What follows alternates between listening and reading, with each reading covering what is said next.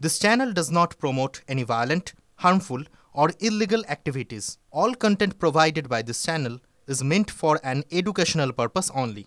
Cancer Healer Center, a new beginning. মালদার মোথাবাড়ির দিকে সেখানে স্থানীয় বাসিন্দারা অভিযোগ করছেন পুলিশ বৈধ কাগজপত্র দেখাতে না পারায় যে গাড়িগুলোকে বাজেয়াপ্ত করছে সেই গাড়ি নিয়ে রাস্তায় বেরিয়ে পড়ছে। তারা প্রতিবাদ করেছিলেন, সিভিক ভলান্টিয়াররা ছুটে আসে, রীতিমতন বাদানুবাদে জড়িয়ে পড়েন সিভিক ভলান্টিয়ার এবং স্থানীয় বাসিন্দারা। পরে পুলিশ তাদের দিকে তেড়ে আসে। এমনটা অভিযোগ করা হয়েছে যে একজন ব্যক্তি মোবাইলে ছবি তুলছিলেন, ক্যামেরাবন্দি করার চেষ্টা করছিলেন, তার মোবাইল ফোনটা পর্যন্ত কেড়ে নেওয়ার চেষ্টা করা হয়। এই মুহূর্তে কি পরিস্থিতি? জেলা পুলিশের তরফ থেকে কোনো প্রতিক্রিয়া পাওয়া গেছে? শুভতোষ।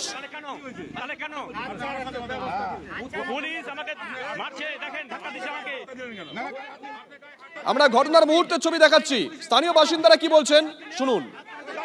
যখন তখন এখানে ওরা দিনে 3 বেলা গাড়ি ধরে, হ্যাঁ, সাধারণ মানুষকে হেনস্থা করে। একটা কেউ কোথাও দিল্লির গাড়ি, কোনো লাইসেন্স নাই, কিছু নেই, ও যেখানে সেখানে দাঁড়িয়ে মানুষ গাড়ি ধরে। এটা কি অন্যায়? কিছু নেই, কোনো কাগজপত্র নেই, ওই গাড়ি নিয়ে ঘুরে বেড়ায়। হ্যাঁ, ঘুরে বেড়ায়। কে ঘুরে বেড়ায়? পুলিশ ঘুরে বেড়ায়। আর সিভিকদের প্রচুর বাড়াবাড়ন্ত। হ্যাঁ, পয়সা দাও। বাড়িতে এসে আমার ভাবিটাকে মেরেছে আর বাচ্চাটিকে হাতে মেরেছে, এখন দাগ আছে। হ্যাঁ, বাড়ি ঢুকে এই করেছে। হ্যাঁ, ভিডিওটা কেন করা হয়েছিল তাই?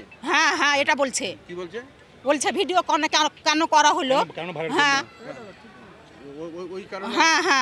বাচ্চাটাকে এখন দেখাইতেও পারা যাবে যে এভাবে মেরেছে। মোবাইলের খোঁজ করতে বাড়িতে গেছিল। হ্যাঁ, মোবাইলের খোঁজ করতে বাড়িতে গেছিল, আরো খুঁজতে গেছিল লোক। সুব্রত সভার সঙ্গে রয়েছেন আমাদের সহকর্মী সুব্রত। এর আগে রাজ্য পুলিশের কাছে কলকাতা হাইকোর্ট জানতে চেয়েছিল যে সিভিক ভলান্টিয়াররা কোন কোন কাজ করতে পারবেন, কোন কোন কাজ করতে পারবেন না, তার একটা সঠিক গাইডলাইন প্রকাশ করা হোক। রাজ্য পুলিশের তরফ থেকে গাইডলাইন প্রকাশ করা হয়েছিল, সেই গাইডলাইন বারংবার ভাঙছেন সিভিক ভলান্টিয়াররা, পাশে দাঁড়িয়ে থাকছেন ঊর্ধ্বধারীরা। এই ক্ষেত্রেও ঠিক একই অভিযোগ, জেলা পুলিশ মুখ খুলেছে। দেখো, এখনো পর্যন্ত জেলা পুলিশ যেটা প্রেস রিলিজ দিয়ে জানিয়ে দিয়েছে যে 3 জনকে গ্রেপ্তার করা হয়েছে এবং সেই 3 জন তারা যেখানে দায়িত্বরত পুলিশকে আক্রমণ করে এবং তার যে নাকা চেকিং চলছিল সেখানে তারা ট্রাফিক রুল ভাঙছিল, সেটা নিয়ে পুলিশ বাধা দিতে গেলে তখন তাদের পুলিশের উপর আক্রমণ করা হয় এবং 3 জনকে গ্রেপ্তার করা হয়েছে। যদিও সেই এলাকার মানুষ, শুধু সেই সময় উপস্থিত যারা ছিলেন তারা নয়, মোথাবাড়ি এলাকা মানে গীতামোড় সহ আশেপাশে এলাকার বহু মানুষ যারা স্থানীয় বাসিন্দা, তারা কিন্তু একদম সরাসরি পুলিশ এবং সিভিকের বিরুদ্ধে অভিযোগ তুলছেন। এই মুহূর্তে সেই এলাকার বাসিন্দারা রয়েছেন। কি করে সিভিক এবং পুলিশের ভূমিকা কি সেখানে? স্যার, কি হলো যে সিভিককে সামনে রেখে পুলিশগুলো থাকে পিছনে থাকে। এখন সম্পূর্ণ ব্যবসার ফাঁদ ফেলছে ওখানে ওরা। কীরকম? যেমন পয়সা তুলবে, চাঁদা তুলবে। হ্যাঁ, ওখানে সিভিক তুলে কাগজ পুলিশ থাকে পিছনে থাকে, সিভিক থাকে সামনে থাকে। কাগজ থাকা সত্ত্বেও ওরা মানে ঘুষ নেয়। এই হচ্ছে অভিযোগ। জেলা বিজেপি নেতৃত্ব তারা বিষয়টা কিভাবে দেখছেন শুনুন।